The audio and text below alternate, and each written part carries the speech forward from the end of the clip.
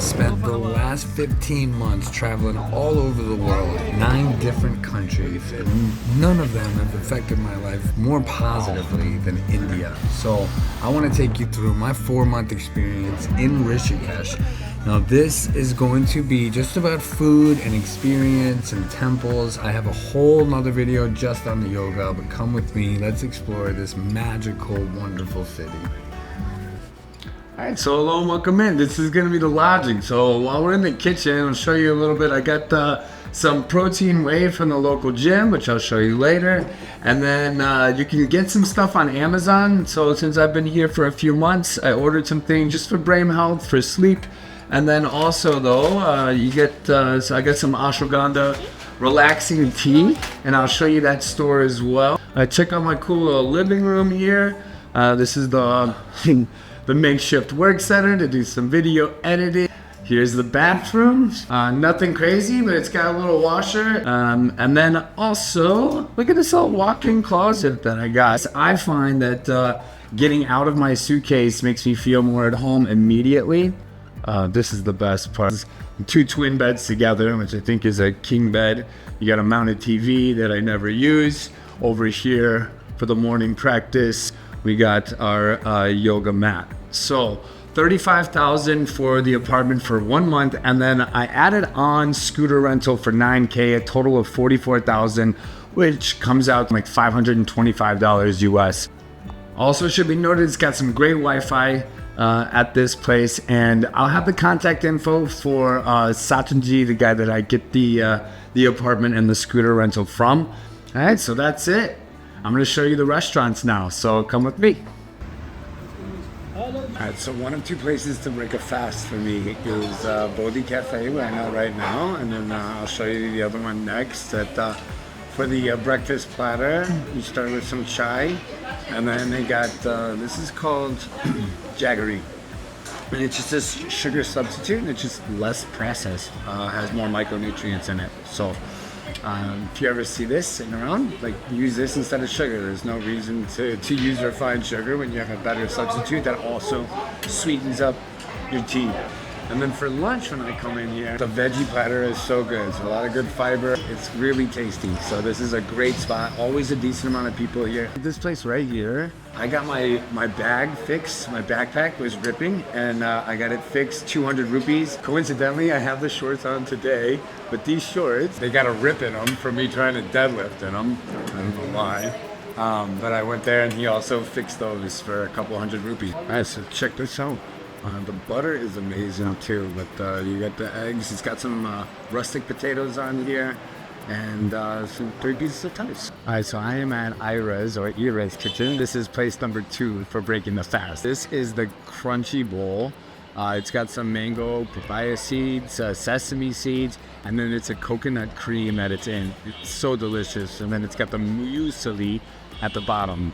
I also have 3 over-easy eggs and some toast with butter coming as well. The other thing that I get when I come here is the stuffed chila. No matter where you're from, I think a lot of the restaurants here are set up because there's so many travelers from all over the world that their menus, there's Mediterranean dishes, there's Western, there's obviously Indian food too. And so when I go to some of these places with Indians, they'll say yes, like the khichdi is really good here. It honestly tastes like my favorite cereal. I don't know which one, but also healthy for you. And so here is the eggs. We got them over easy. Thank you, G. All right, so I just finished yoga, and I just want to show you, this is the post-yoga spot for me when I do body opening hatha. But you got the burrito with egg and cheese, and then also look at this amazing Greek salad.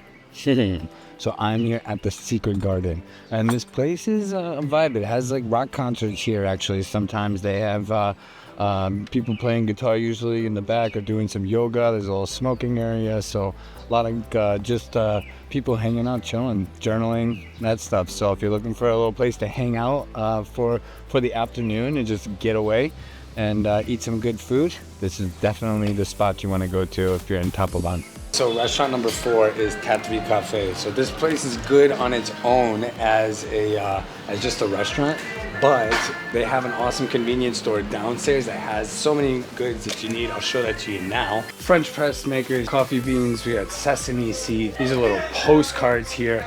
Peanut butter, tortillas. You got Barilla, pasta sauce, olive oil, kombucha, types of teas and fragrances, all types of shampoos and conditioners. Above this is an amazing restaurant I'm about to get the lasagna. I mean, look at it. Tell me this doesn't look like something you wouldn't get in Chicago. I haven't been to Italy yet. I'm sure it's better, okay? But what I'm saying is, when in India, this is absolutely amazing. And then above, they also have another spot that has just a ton of yoga equipment. Mats, blocks, pillows. You're coming into Rishikesh and you need a one-stop shop. You're hungry, you need some supplies, and you need some yoga equipment. This place right here, it's gonna be in my Google Places. So if you go into the description, you can see that. Click on that, and it's gonna have not just this place, but it's gonna have every place that you see on this video. I will mark there for yoga, for food, and for adventure. If you're getting some value from this, go ahead and like, share, subscribe. Let me get to eating this thing, and then I'll see you at restaurant number 5. All right, so I'm at a pizza place. Anna's with me. She doesn't smile very much. There we go. That's great. Look, this is the best pizza in town, okay? And this is the watermelon juice. Thank you, G. And they also have an amazing gorgonzola pasta. So this is called Tavola Conte. Now you know. You're ready to go get some pizza. You won't be disappointed. Okay, that work? So I have a video about more of the Indian food that I had with some of the families I stayed with. But this place, Kaki Di Hati, here I am opening up the veg biryani, and then this is the garlic naan, and then that's the paneer butter masala, and probably ate here about 5 or 6 times. So good. Alright, so let's go chase some waterfalls. This first one is in walking distance in Upper Tapivan. So you just head north and you end up at this beautiful little waterfall area right here, and then you can go up further. Alright, so if you just keep going up the mountains, you will find these cool little places. They call it the secret waterfall. And if you go to where the actual, it says secret waterfall, it's not so secret. But if you keep walking up the stream, you end up at a place like this. All right, so just a couple places to finish out here. So if you just keep going up the stream, you're gonna see just a bunch more things like this. The earlier in the day that you go, and the earlier in the season, you're gonna find it more secluded and to be able to have a place like this massage you to yourself. So great spot.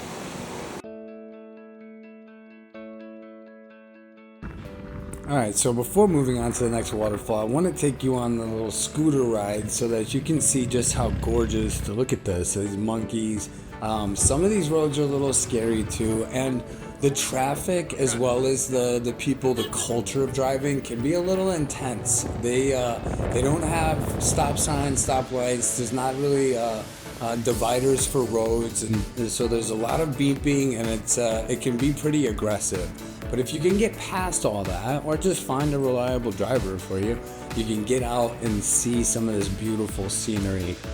It should also be stated that if you're out on the road by 5:30 a.m., you are going to be clear all the way to where you're going. And you're probably not going to hit traffic until you get back, and it won't be that bad because there's more traffic leaving town than there is entering it.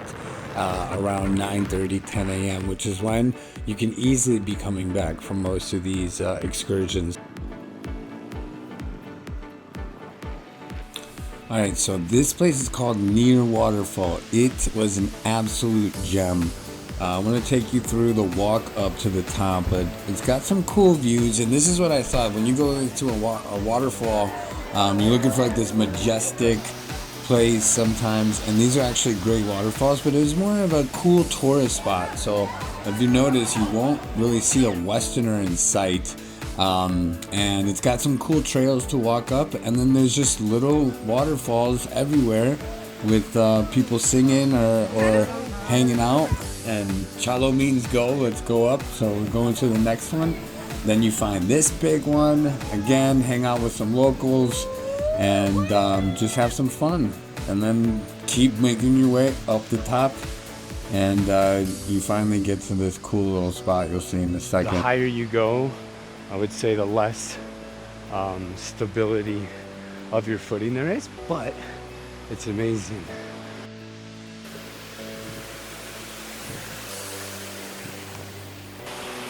All right, so it's a little walk to get up here. It's worth it though. Look at these cool little tents they have. It's gorgeous. Now there's been some forest fires. I don't want to say it's anything like California, but it's definitely dry. So it's a little smoke, but that's all mountains. So if you come here in like March, April time, it's gonna be cool up here, especially at night. You're gonna have a clear view because it's not gonna be as dry, so you're not gonna have some of this smoke. I'm gonna go get some information and see how much it costs to camp here. Hey, they quoted me 1,200 rupees, which is like $15 a night. So I'm gonna get a little tour of the place. I mean, check this out, a stream flowing right into this little dam here. I mean, you're just out in the middle of nature. And the water looks so great. You can see the rocks everywhere. What a gorgeous little spot. Alright, so here's when I came back. Now I want you to just notice the peace and tranquility. I spent 2 days here practicing some silence and some yoga. Look at this view that you get to be out. And you can imagine during the sunrise or sunset how gorgeous this is, all on midday. Here's the stay, the tent, comfy, like beds. The beds are a little more firm in India, so I like that. There's great food, super affordable. It's about 180 rupees if you want to get just one portion of something. And then I got Sang to sleep, and you can sleep outside if you so choose while you're here. Great spot, highly recommend.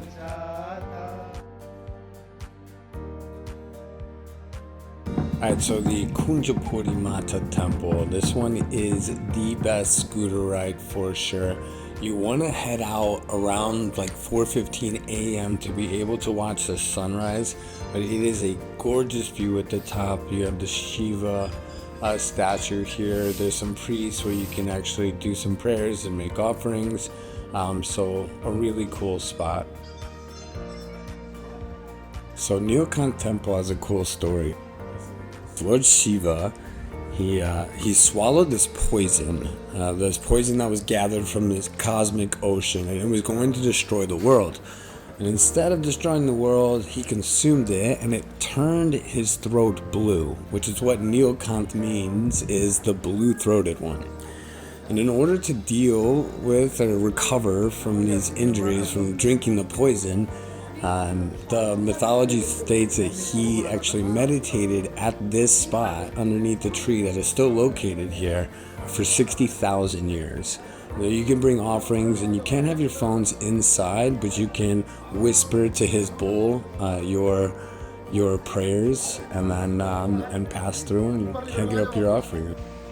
Alright, so if you're running out of gas, you can find on your bike, there's this little tube that connects down there, and then this little thing here, you turn it to where the petrol will leak out, because no one has any petrol in this whole, 20 kilometer spread we've covered.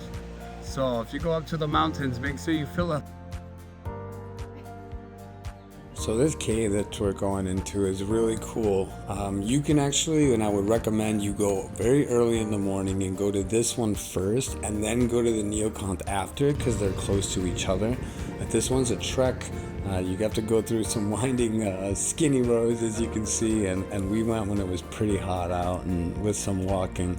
But in this cave, there's believed to have been a few different Babas who have found enlightenment or samadhi, and so this is the goal of a lot of the practice of yoga, right? So this is a pretty inspirational cave, and got some blessings from the priests. We can't talk about spiritual places in Rishikesh without talking about the Ganges River, as we like to call her, the Mother Ganga. And here what you're going to see is priests that are at the Mother Ganga doing what's called the Ganga Arti. After a walk through Ramjula market here in by Tapovan, you find yourself surrounded by so many who have traveled from all over India to come see this spiritual ritual. And what these priests are doing is, in a synchronized way, they're offering up this lantern of fire, which is to dispel darkness as well as ignorance. So to offer up to get rid of the sins of the world. And this happens every day at sunset, regardless of the weather. And they'll take also these candles and petals and put them on and offer them up as well. And you can also offer up yourself to the Mother Ganga and be cleansed by dunking yourself 3 times, saying a little prayer. I got to do this more than a few times. Alright, so 30 seconds on the gym. You got everything you need to squat, deadlift, and bench press. Here you got dumbbells going up to 35 kilograms. You got a couple treads, and you got a few machines. But literally everything that you would need to maintain for sure. And it was 1,500 rupees, not even $20 for the month. So great spot. Great. I will definitely always be visiting here, as I think this is the only one in town. But a good gym. Alright friends, that's it for this video. Next I got the yoga experience, so look out for that, and then also my overall India experience. And then I'll just keep coming out with more and more of this as I travel the world indefinitely. So I'll see you around.